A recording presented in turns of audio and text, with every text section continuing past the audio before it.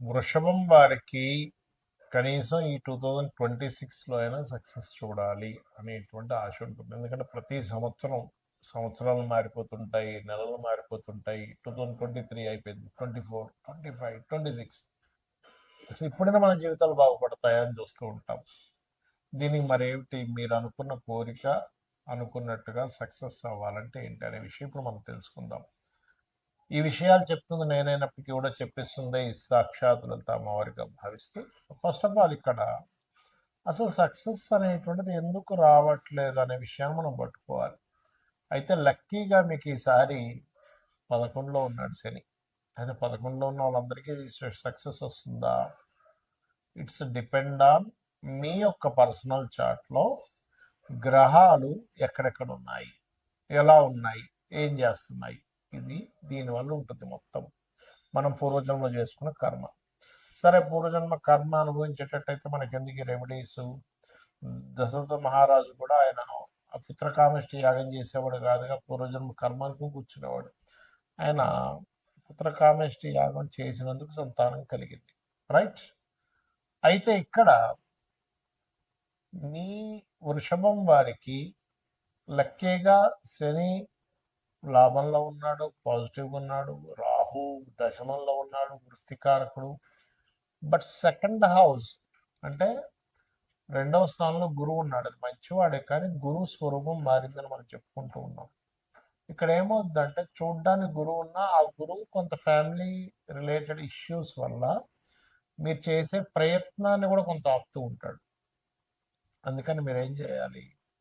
గురువు, చంద్రుడు, కుజుడు, ఈ 3 గ్రహాల దగ్గర దీపారాధన చేయాలి. గుర్తుపెట్టుకోండి, గురువు, చంద్ర, కుజ.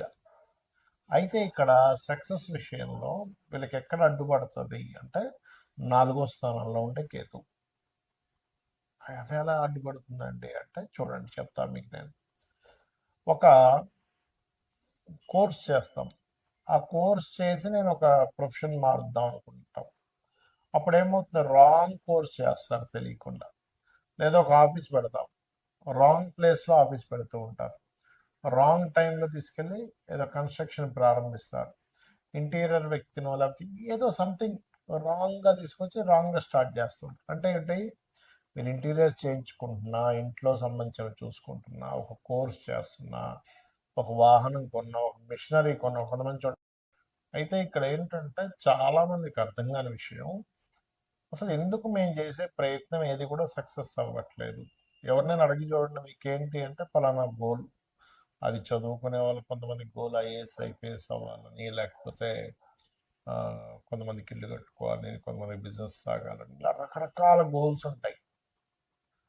ఒక ప్రేమించిన అమ్మాయిని వివాహం చేసుకోవాలని కూడా గోల్ ఉంటుంది. అంటే ఏదైనా కానీ సక్సెస్ అవ్వాలి, అది బిజినెస్ ఏదైనా కానీ. ఎందుకు అవ్వట్లేదు? ఇది మనం స్టడీ అంటారు దీన్ని. ఆస్ట్రాలజీలో ఒక విషయాన్ని స్టడీ చేయడం. అంటే కొంతమంది 3వ స్థానం పాడైంది అనుకోండి, అసలు ప్రయత్నమే చేయరు. ప్రయత్నం చేయడానికి భయపడుతుంటారు. ఆశ ఉంటుంది, లేదు అవ్వాలి ఇది అవ్వాలి, అసలు ప్రయత్నం చేసేదే స్టార్ట్ అవ్వదు. అప్పుడు మీరు ఏం చేయాలంటే థర్డ్ హౌస్ అంటే 3వ స్థానంలో ఉండే గ్రహము, 3వ స్థానాధిపతి, వీళ్ళిద్దరూ కలిసి ఇంకో గ్రహానికి అప్పచెప్తారు. ఆస్ట్రాలజీలో ఉన్న గొప్ప సీక్రెట్ ఇది. ఇంకో గ్రహానికి అప్పచెప్తారని ఒక క్యాలిక్యులేషన్ ఉంటుంది. అది ఆస్ట్రాలజీ నేర్చుకున్న వాళ్ళకి తెలుస్తుంది. ఆ గ్రహం ఏ గ్రహానికి అప్పచెప్పారో ఆ గ్రహాన్ని యాక్టివ్ చేసుకోవాలి ఎప్పుడు కూడా. అప్పుడు ఏమవుతుందంటే మీరు స్టార్ట్ చేయగలుగుతారు. అంటే ఏదైనా ఒక పని ప్రారంభించాలి అంటే 3వ స్థానంలో ఉండే ప్లానెట్, 3వ అధిపతి యాక్టివ్ అవ్వాలి. అందుకే చూడండి, అసలు అసలు మొదలు పెట్టేసే ఛాన్సే ఉండదు కొంతమంది. కొంతమంది మొదలు పెడతారు కానీ దాన్ని కొనసాగించరు. దానికి కారణం ఏమిటి అంటే వాళ్ళకి 7వ స్థానంలో ఉండే గ్రహాలు యాక్టివ్గా ఉండవు. స్టార్ట్ చేసేస్తారు, అన్నీ స్టార్ట్ చేస్తారు. జిమ్కి వెళ్ళిపోతారు, 2 రోజులు జిమ్ చేస్తారు, మళ్ళీ ఆపేస్తారు. లేకపోతే ఇంకోటి ఏదో డైట్ అంటారు, 2 రోజులు ఫాలో అవుతారు, ఆపేస్తారు. నేను మందు మానేస్తున్నా అంటారు, 2 రోజులు మానేస్తారు, మళ్ళీ 3 రోజులు మొదలు పెడతారు. సిగరెట్ మానేస్తున్నా అంటారు, మొదలు పెడతారు. అన్నీ ఇంకా అంతే. చదువు ఇవాళ వెళ్ళామంటే టకటక పుస్తకాలు తీసి ఇంకా అన్ని పుస్తకాలు ముందులు పెట్టేసుకుంటారు. ఒక రోజంతా విపరీతంగా, 2 రోజులు విపరీతంగా చదువుతారు, 3వ రోజు నుంచి బంద్. ఎందుకు? కారణం ఏమిటి అంటే దేనికి కారణము? 7వ స్థానం సరిగ్గా లేదు, అంటే దాని కొనసాగింపు సరిగ్గా లేదు. మనకు సక్సెస్ ఎప్పుడు వస్తుంది చెప్పండి? ఒకటి స్టార్ట్ చేయడం, రెండవది కంటిన్యూస్గా కొనసాగించడం. ఆఖరికి మనం జిమ్కి వెళ్ళినా కూడా మనం డబ్బులు కడితే మనకి బాడీ పెరగదు, అంతే కదా? వెళ్ళాలి, డబ్బులు కట్టినందుకు అక్కడ ఇన్స్ట్రక్టర్ ఏం చెప్తున్నారో అది చేయాలి, పర్ఫెక్ట్గా చేయాలి, డైట్ ఫాలో అవ్వాలి, ఏం తినాలి ఏం తినకూడదో తెలియాలి. దానికి కంటిన్యూస్గా 1 ఇయర్ 2 ఇయర్ కంటిన్యూస్గా చేస్తే బాడీ బిల్డ్ అవుతుంది. అలాగే మనం ఒక సక్సెస్ రావాలంటే అసలు ప్రారంభించడానికి ఆటంకాలు ఉంటాయి, రెండవది ప్రారంభించింది కొనసాగించడానికి ఆటంకాలు ఉంటాయి, 7th హౌస్ పాడైతే. అంటే నేను మీకు ఈ విషయాన్ని ఎందుకు చెప్తున్నాను అంటే, మనం సక్సెస్ రాకపోవడానికి కొన్ని కర్మలు అడ్డుపడుతూ ఉంటాయి, మనం పాస్ట్ లైఫ్లో చేసిన కర్మలు అడ్డుపడుతూ ఉంటాయి. ఇప్పుడు 7th హౌస్ దగ్గరికి వచ్చారు, సరే కొంతమంది ఏం చేస్తారు, ప్రారంభించారు కొనసాగించారు, కానీ సక్సెస్ దగ్గరికి వచ్చేసరికి రావట్లేదు. అన్ని ప్రయత్నం చేశాను సార్, హోటల్ పెట్టాను సార్, అడ్వర్టైజ్మెంట్ చేశాను సార్, కానీ లాభాలు రాలేదు. బట్టల షాప్ పెట్టాను సార్, చాలా మందితో తిరిగాను సార్, కానీ లాభాలు రాలేదు. అటెంప్ట్ చేశాను సార్, చదువుకున్నాను, ట్యూషన్స్కి వెళ్ళాను, కానీ ఐఏఎస్ అవ్వలేకపోయా, డాక్టర్ అవ్వలేకపోయా. ఏంటి కారణం ఏంటి? వాట్ ఈస్ ద సక్సెస్ అవ్వకపోవడం కారణం అంటే 11th house is success house అంటారు. అంటే 11వ స్థానం కనుక మీకు పాడైంది అంటే అది అసలు పండు చేతికి ఫలం వచ్చే టైంకి రాదు అని అర్థం. దాన్ని యాక్టివ్ చేయాలి. ఈ రెండు సహజంగానే 3 7 స్థానాలు యాక్టివ్గా ఉంటే 11 ఆటోమేటిక్గా యాక్టివ్ అయిపోద్ది. కానీ కొన్నిసార్లు 11th హౌస్ కూడా డియాక్టివ్ అయి ఉంటుంది, కొంతమందికి ట్రిగర్ అవ్వదు, ఎంత మనం ట్రిగర్ చేస్తున్నా ట్రిగర్ అవ్వదు. అప్పుడు శాస్త్రాలు చెప్పింది ఏమిటి, అసలు ఏం చేస్తే ట్రిగర్ అవుతుంది? మరి జన్మజాతకమే లేదు నా దగ్గర, జాతకం ఉంటే మీ 3rd లార్డ్ ఎవరో 7th లార్డ్ ఎవరో చూసుకోవచ్చు, కానీ ఏ గ్రహాలు ఉన్నాయో చూసుకోవచ్చు, లేదా ఏ గ్రహానికి అది దాని పోర్ట్ఫోలియో అందిందో చూడొచ్చు.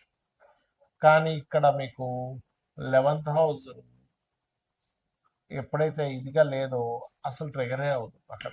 ఎందుకంటే అసలు సక్సెస్ సాధించాలనే కోరికే ఉంటుంది 11th హౌస్ బాగోకపోతే.